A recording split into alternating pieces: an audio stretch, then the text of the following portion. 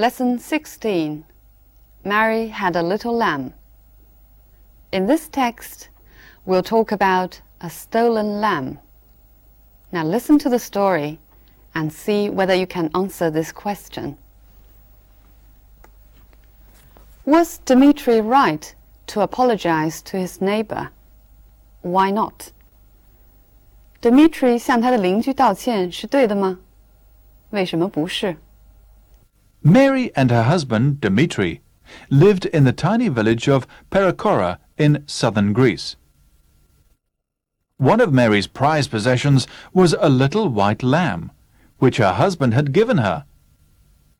She kept it tied to a tree in a field during the day and went to fetch it every evening. One evening, however, the lamb was missing. The rope had been cut, so it was obvious that the lamb had been stolen. When Dmitri came in from the fields, his wife told him what had happened.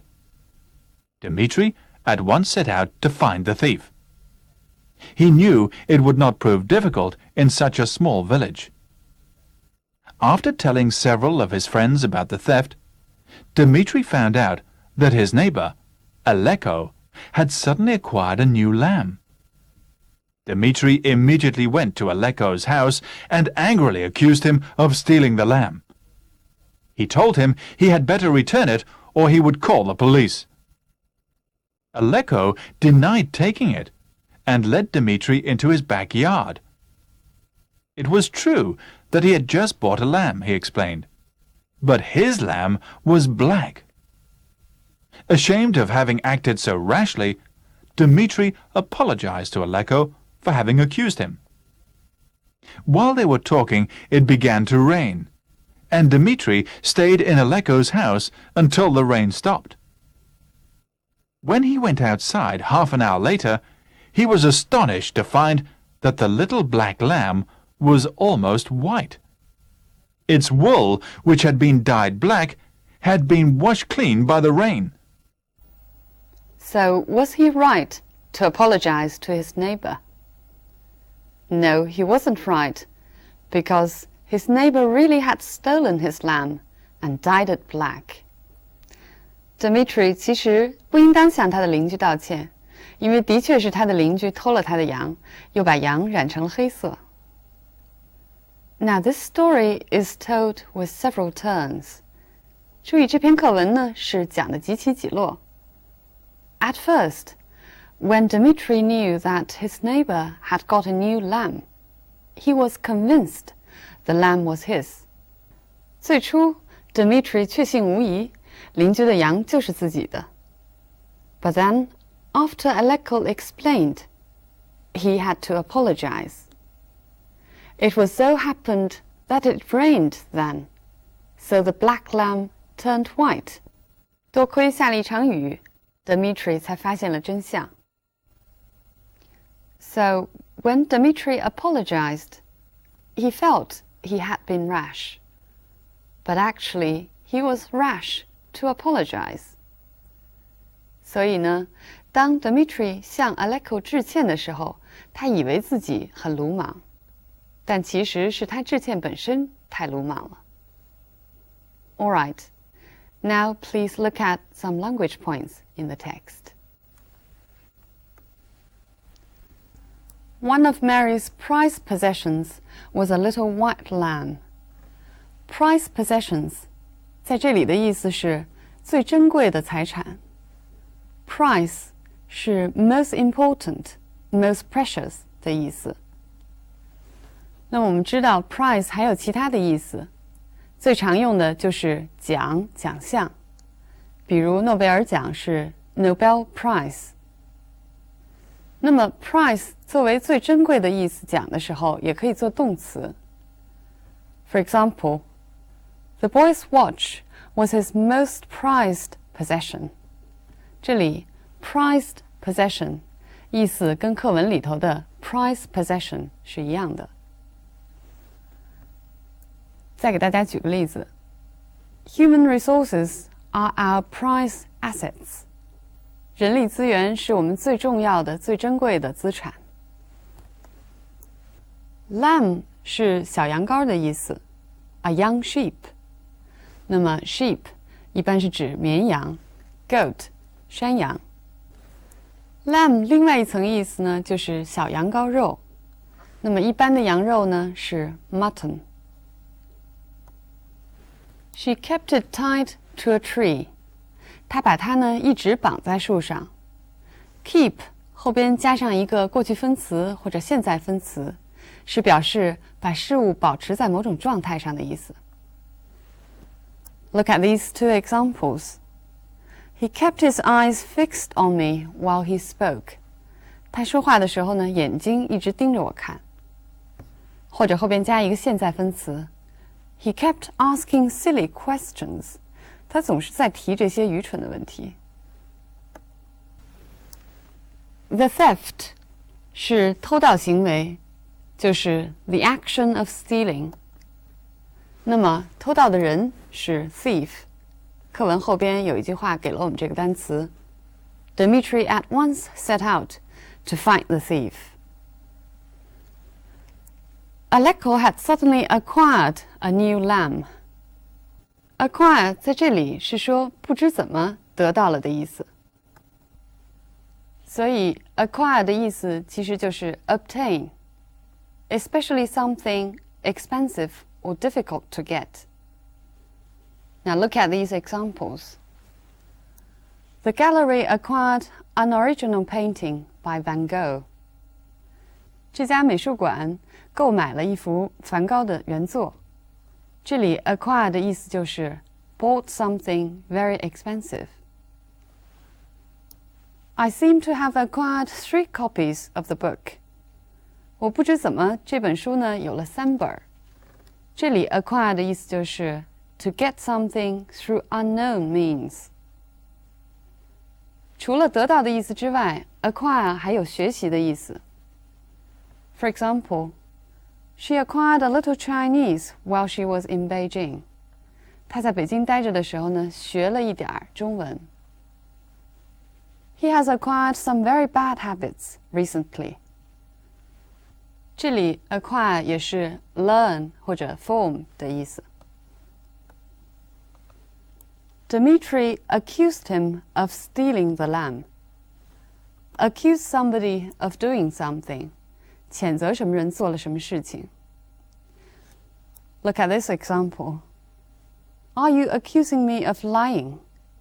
你是在指责我说谎吗？ He told him he had better return it, or he would call the police. Had better 后边加上动词原形，它一方面可以表示一个劝告，比如说 You'd better see a doctor. 最好去看医生，还可以表示一种威胁，比如 You'd better keep your mouth shut about this. 关于这件事情，你最好什么也别说。He told him he had better return it, or he would call the police. 这里的 or 是 otherwise 的意思，如果不的话，他就要报警了。I'll give you one more example.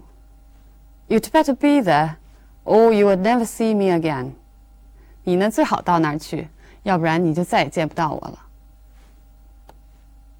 Aleko denied taking it. Deny doing something, 否认做了什么事情。我们来看看 deny 的用法。它后边可以直接加名词。For example, he denied all the charges against him. 他否认了所有对他的指控。Deny 后边还可以加一个由 that 引导的从句。For example, do you deny that this is your handwriting? 你难道否认这是你写的字吗？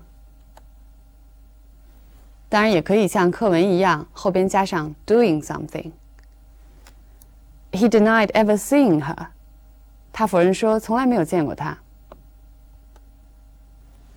Ashamed of having acted so rashly. Be ashamed of. 为什么事情感到羞耻？它后边可以加名词。For example, you ought to be ashamed of yourself. 你真应该为自己感到羞愧。也可以像课文一样后边加上 doing something. I am ashamed of having lost my temper. 我为发了脾气觉得很羞愧。也可以后边加上由 that 引导的从句。那么刚才的那句话就可以说成 I am ashamed that I had lost my temper. Dmitry apologized to Aleko for having accused him. 向某人为什么事情道歉是用 apologize to somebody for something. For example, I must apologize to you for not replying to your letter in time. 没有能够及时给你回信，我必须向你道歉。For 后边可以加名词或者 doing something. Its wall, which had been dyed black, had been washed clean by the rain. 这里动词 dye 和 wash 都起着一个系动词的作用，它后边直接加了形容词。Dyed black 染成黑色 washed clean 冲干净了。英文中呢，有一些动词它可以起一个系动词的作用，后边直接加上形容词，表示一种补充。I'll give you 2 more examples. She painted her room yellow. 这里 paint 后边直接加了 yellow 这个形容词，她把她的房间漆成黄色。The door was pushed open. Push 后边加了 open 这个形容词，门被推开了。最后，请大家看一下课文里的这几个句子。Aleko denied taking it. Dmitry accused him of stealing the lamb. Ashamed of having acted so rashly. Apologized for having accused him. 注意，这里动词 deny 动词词组 accuse of 和 apologize for 还有这个形容词词组 be ashamed of 它们后边只能跟 doing something。 这些用法是固定的，需要大家在学习中自己积累和记忆。我在这儿给大家举几个例子。动词后边必须要跟 doing something 的，比较常用的有 avoid, enjoy, forgive 和 mind 等等。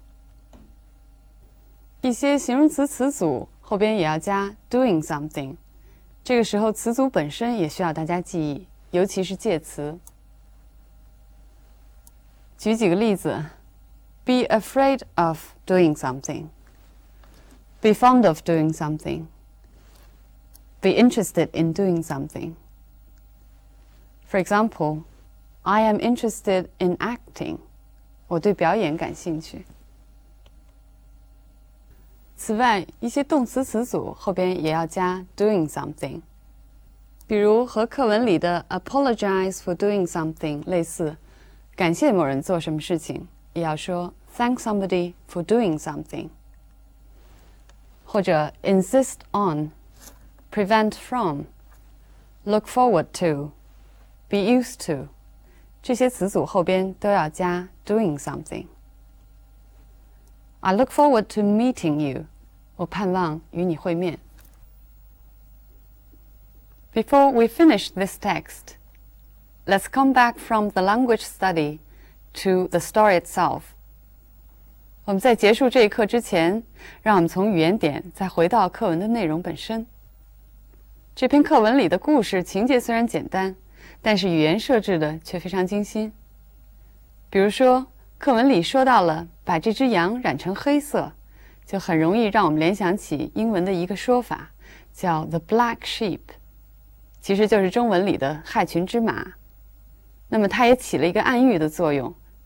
课文里的 Aleko 其实也是村庄中的一个 black sheep， 但是仅仅是一个害群之马，它的危害呢还不像一个披着羊皮的狼这么大。英文中也有这个说法 ，a wolf in sheep's clothing， 披着羊皮的狼。此前我们也曾经提到过，英文中经常会用动物来设喻，形容人的特点。那么羊呢，也经常会被用到。比如说英文里讲 my lamb， 其实就是说 my darling baby， 表示一种亲昵。当我们有时候形容一个人 like a lamb， 意思就是说 he or she is very docile， 这个人非常柔顺，或者 he or she is easily fooled， 这个人非常容易上当受骗的意思。那么圣经里呢，也会说 the Lamb of God， 是特指耶稣基督 Jesus Christ。 最后我要提一句，课文的标题 Mary had a little lamb is actually the title of a nursery rhyme in 1830。 我们课文的标题 Mary had a little lamb 其实是1830年的一首童谣的名字。因为时间的关系，我们就不能对这个童谣再介绍了。All right, so much about this lesson. I'll see you next time.